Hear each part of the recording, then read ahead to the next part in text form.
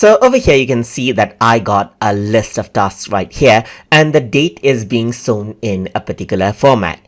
If you want to go around and see the date in another format, then what you can do is you can go around onto the file menu and then you can click on options right here.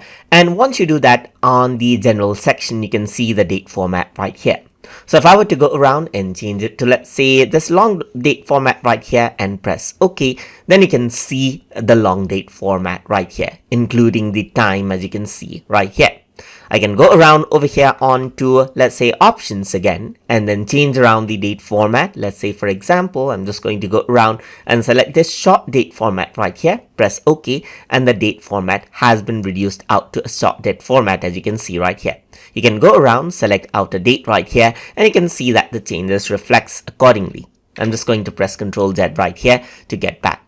I'm just going to go around over here onto options and then change around the date format again. Let's say, for example, to this format and press OK, and you can see that the date changes accordingly.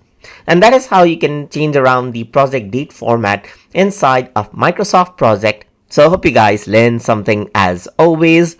And as always, please like, comment, share, and subscribe.